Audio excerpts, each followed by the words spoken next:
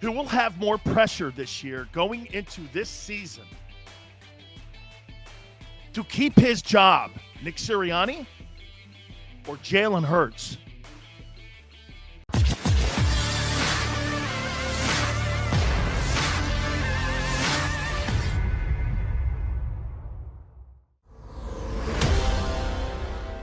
Big Sills, as we roll towards the conference championship games this weekend. I mean it, man. This is part of the year where you get the best football. It is. Best storylines, your favorite teams. We're now in the Final Four. This is awesome, man. This is the real Final Four, okay? College basketball, which I love, this is the real Final Four, okay? Guys, do me a favor. Hit the like button. We really appreciate it. Hey, Paul, thank you so much, man. That was a lot of fun last night. We were on the Seth Joyner show last night, and Seth was spectacular. By the way, Seth returned the favor. He was on with the middle today. Go check it out. He was spectacular with Harry and Barrett. So those guys were really fantastic together today, too. So Seth's becoming part of a staple here on the JAKIB Media channel here, especially with Big Sills in the middle show. So that was really absolutely spectacular, that show last night. We had a great time talking ball, and that's what we're going to kind of do here.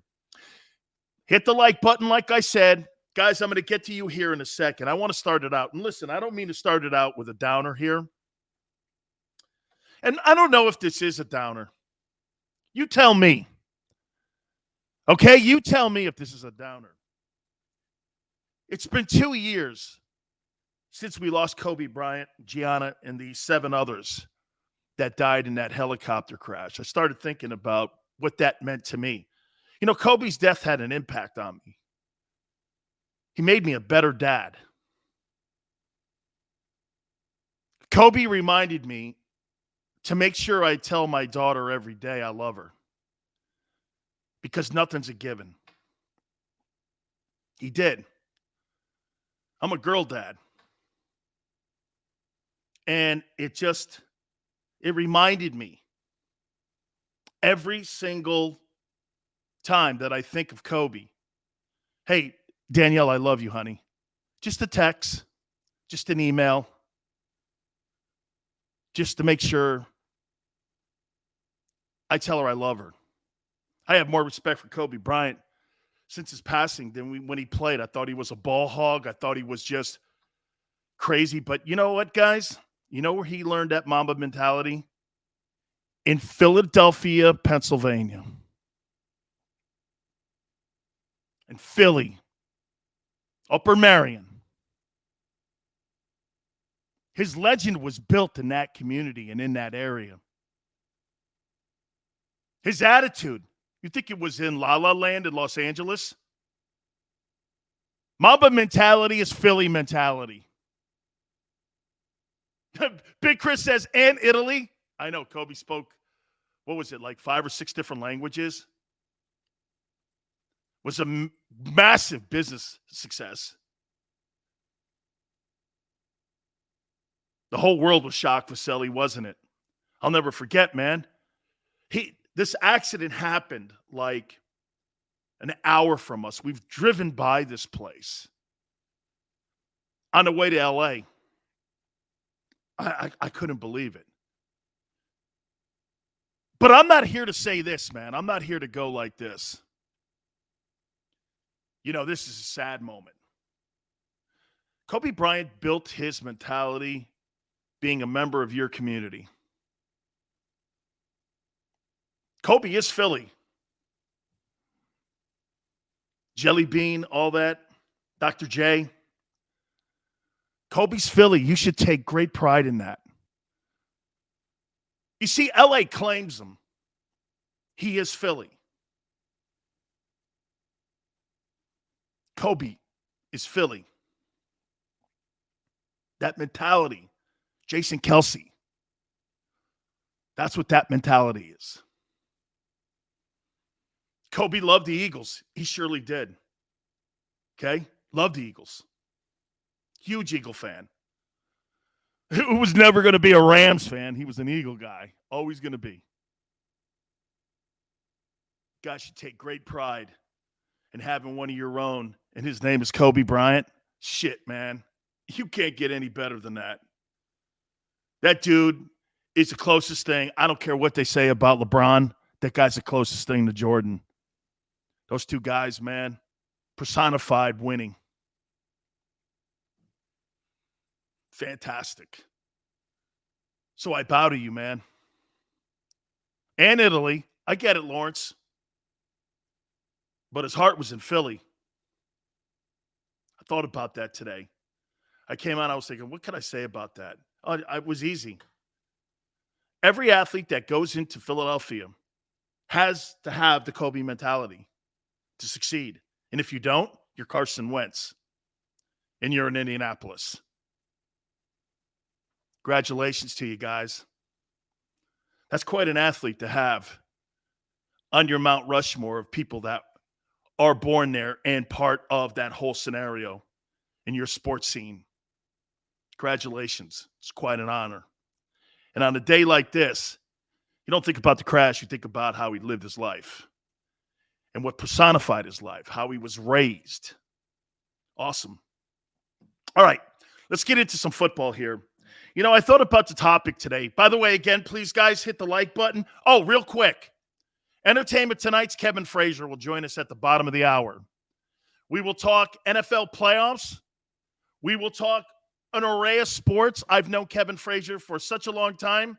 If you've ever watched Entertainment Tonight, you see Kevin on. I think he's been on now 13, 14 years now as the co-host of Entertainment Tonight. He and I started at Fox Sports together with Tony Bruno, believe it or not. Back in the day when we started Fox Sports Radio, we would be over at the Fox lot the whole time. What up, Eric?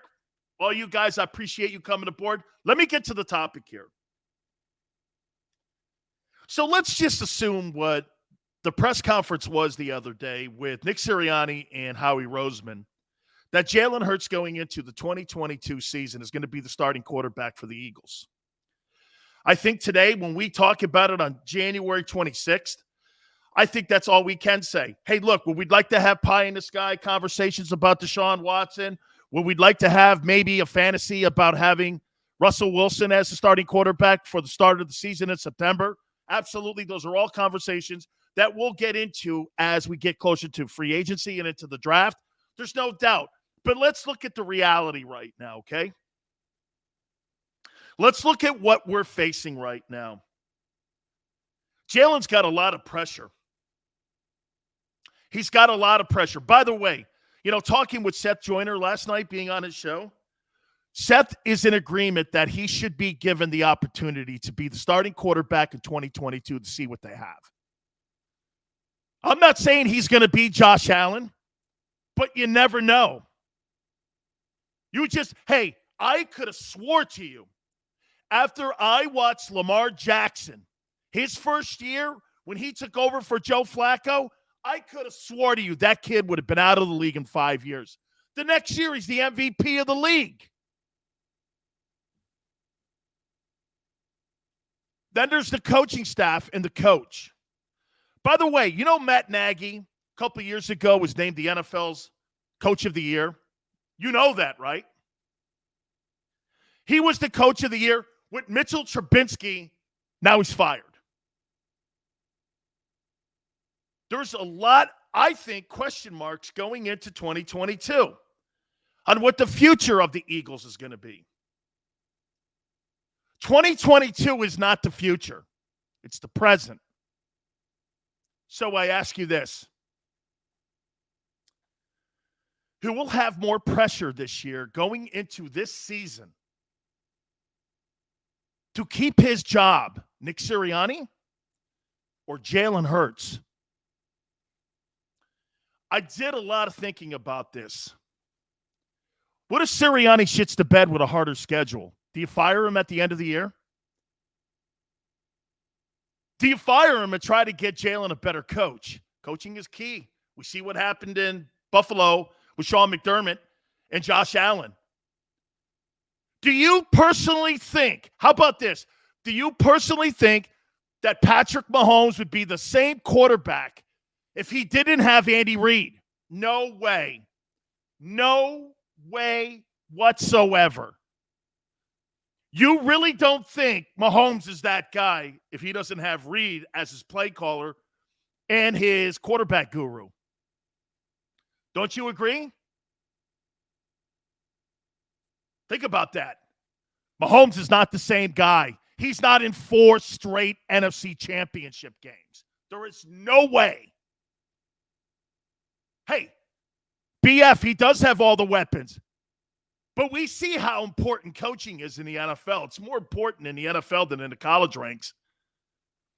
Saban happens to be both a great coach and a great recruiter. But you can get away with just being a great recruiter and win games. Maybe not a national title, but you can get away with it. Look at Lincoln Riley. Okay? Look at Lincoln Riley. Never won a national title, and every time he got into the semifinals, he got blasted. It's not like that guy's winning games when it comes to being the game. Hey, East Camden for life. Perfect. Look at what Andy Reid did to Michael Vick. Michael Vick did not look like the same quarterback that was in Atlanta when he was playing in Philly. That guy could actually read a defense when he was in Philadelphia. That was a different-looking dude. Okay? Hey, BF, he does have God-given ability. But Reid's influence has clearly been a factor in his progress. And Z Philly fan, no, I don't think you fire Nick because Jalen will be the scapegoat. All right, let's get into this here for a second. Let me get into Sirianni. By the way, guys, the Eagles set the bar. You fired a coach that won a Super Bowl a couple of years ago. 3 years ago, you fired a guy that brought you a Lombardi trophy, brought you the parade up Broad Street. That's the bar. So if Nick shits the bed, hey, you can easily fire that guy. Okay? Think about that for a minute, right? Think about that. You fired a guy who delivered a Super Bowl. Sirianni's on the hot seat. Who has the pressure? If Jalen doesn't play well, there's no way the Eagles keep him, especially after what we've watched the last 3 days. People commenting on what we saw this past weekend. Even Sean Payton goes, I ain't got me one of those. I'm out of here in New Orleans. Sean Payton is not going to stay retired. He's like 57, 58 years old. He's going to take a year off. I think there's like 2 years remaining on his contract, maybe 1 year. That's on his deal.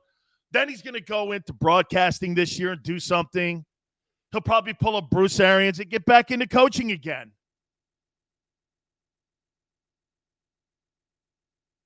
I totally think the pressure is on Sirianni. Okay? I think it's on Sirianni. Sirianni's got to put a coaching staff together, and he's got to show that he's making Jalen better. Jalen is the pawn in this thing. Because get this, guys. Think about it for a minute. The front office is split down the middle, just like the fan base is, and the media in Philadelphia. Is that fair? Is that a fair statement? When it comes to Jalen, that kind of clouds your opinion of Sirianni and what he did. Because you're going to go like this. He got the team in the postseason. They were really great in running the ball against shitty teams, but okay. I think it's Sirianni. Okay? I really do. I think it's Nick Sirianni. What if Jonathan Gannon comes back as the DC and doesn't get one of these jobs? By the way, it blows my mind that Jim Caldwell, who had winning seasons in Indianapolis and in Detroit, he took the Detroit Lions to 2 playoff appearances. Crazy that they fired him. Brian Flores, out of a job. Doug Peterson won a Super Bowl. And Jonathan Gannon is getting a look in Houston, Minnesota. in some of these other places, it blows my mind. I did not think he was that good this year. Soft-ass coverages, didn't play press. They played that umbrella. I was like, I mean, get this, guys. I know they made the postseason. Since week 8, they had one of the better defenses in the NFL. It just didn't seem it to me. Again, maybe I'm wrong here. Maybe I'm on an island here. But that falls at the desk of Nick Sirianni here. Bro, you can easily upgrade a defensive coordinator, in my opinion, by blowing that guy out. I would make a change at my DC, but they're not going to. They're going to keep it intact. That's going to be something that could come back to haunt Nick Sirianni. Nick Sirianni's first decision that he's had to make was keeping Jonathan Gannon. The number one thing that gets coaches fired is this: poor assistants around you. Okay? Poor assistants. Jimmy Johnson has said this numerous times. If you do not have a great assistant coaching staff, you're never going to succeed. Paul says we had an easy schedule. Vic Fangio, I want an aggressive DC, East Canton for life. Seth Joyner for defensive coordinator. Eagles would never go there with that. Because you know why? They wouldn't want a guy in the building that would bark back at them. Chalk it up, Sports Philly. Blind loyalty is the number one thing that gets coaches fired. Amen, Xander. Give him a post. That was fantastic. That's exactly correct. I want Dan Sileo for DC. Nah, not enough money. Parcells and Belichick and Coughlin. All great coaching staffs. All great coaching staffs. BF. Gannon is a school bus fire. Dude, I'm telling you, man. I just don't see it.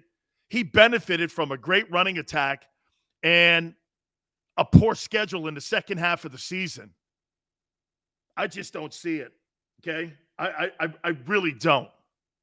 So to me, I look at it this way. Sirianni is going to be on the hot seat here going into this. Can't blame Jalen. Jalen needs better coaches. How about this? Do you think Jalen's got great coaches around him to improve his game? Is Sirianni the guy that's going to take and elevate Jalen Hurts to another level? Because the level he's at is not good enough. The level he's at is not good enough. He's no Andy Reid. Oh, that's right. You guys fired him. As a matter of fact, think about this. Thank you very much. Thank you, BF. Think about this. So you guys fired a coach that got you to a Super Bowl and a coach that won you one. Is that what ownership has done in Philadelphia? Man, that sounds like an ego problem. I just thought about that for a second here. So the Philadelphia Eagles have fired a coach that got you to a Super Bowl and another one that won one. Boy, your fucking ego's big in that front office. Man. You fired a Hall of Fame coach, and you fired another guy who delivered the one thing that the Eagles haven't had since 1960. A Super Bowl. Whew. Man, that's an ego statement that has to be addressed. It has to be. The Eagle front office gets in the way of itself when it comes to selections, drafting, being involved in who's playing on Sundays. The Eagles should not have had only one Super Bowl. But because management gets in the way of itself, they fire a coach that went to 4 straight NFC titles, got to a Super Bowl. Then they turn around, 5 years later, and fire a guy who delivered one. Big Chris, that is goofy. And in Pittsburgh, You've had 3 coaches since 1969.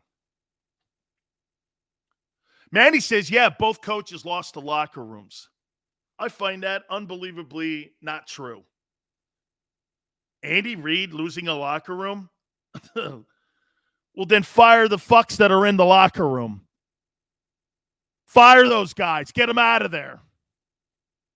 That's what my coach did. Oh, you want to be a dissenter? You're out later. You're on the waiver wire. It's my way or the highway.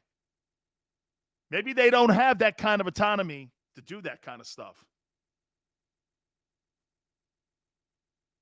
Big Chris says, he gave total power to Chip Kelly. That's what's frightening them right now. Why they won't give the power to the coach. Maniac says, Eagles should not have had just one Super Bowl. I agreed, bro. 100%. I completely agree. That team should. Now, again, the following year after you guys won the Super Bowl, if Alshon Jeffries catches that pass, okay, against New Orleans, in my opinion, you're driving in. I think you go to another NFC title game. God knows what Foles would have done then, too. I think that was just a poor execution by Alshon Jeffries dropping that pass. I think you guys should have went to back-to-back NFC title games. I've never been a fan of that guy. I think Alshon Jeffries and Jackson were cancers in your locker room. You'll never get Andy back. Maniac, I thought you should have. To me, I swear I'll never forget. I'm watching. I'm going, these people got hosed out of going to 2 straight NFC championship games. Okay? I was like this. Yeah, and Matt, I do think that was the end of Jeffries because he was never the same after that. Then he started bitching and whispering in the locker room. By the way, little tidbit for you. Sean Payton resigned as head coach of the Saints. You know who he recommended to take over for him? You got it, Doug Peterson. He and Doug are dear friends. And he recommended to Gail Benson that Doug Peterson be the head football coach of the New Orleans Saints. Remember something, too. That defense is awful stout in New Orleans. They just need to figure the quarterback out. Trevor Siemian and Taysom Hill and Jameis Winston are not going to cut it. Okay? They're not going to cut it. It's a great franchise. Mickey Loomis, the general manager, is one of the top GMs. He's a friend of mine. I know him a long time. Okay? I think that front office does a really good job at finding talent. The Michael Thomas stuff, I don't know what happened between Michael Thomas and Sean Payton. Hugh says that Doug should take it. Good fit. Isn't Doug from Louisiana? Yeah, I don't know that. How do you feel about the Giants' new GM? Hey, man, I think the Giants are going to get it right. And if Daboll gets the job, I think that's a great hire. The job that he's done up in Buffalo with Josh Allen is spectacular. McNabb and Reed couldn't get there either. They did get there. They got to the Super Bowl. They didn't deliver it and run through the tape. So that's why Doug dropped out of the Jags job. I didn't know that he had dropped out of the running, but he's been recommended by Sean Payton to take over in New Orleans. So keep an eye on that. Doug could be your next head football coach in New Orleans. Eric says Doug coached high school ball in Shreveport. I didn't know that either. I like Doug to the Saints, W2 says. Yeah. All right, guys. Listen, please hit the like button. One of my dear friends, you're going to love this guy. I know many of you have seen him on Entertainment Tonight. He is Kevin Frazier. Started his career at ESPN, also at Fox. He's been on Entertainment Tonight, covers the Oscars, the red carpet stuff. This guy's so versatile. He so loves sports. We will get back to the Eagles, and we will talk a little more about Sirianni and Jalen. Also, the conference title games this weekend. Hit the like button. Please keep it here on the National Football Show.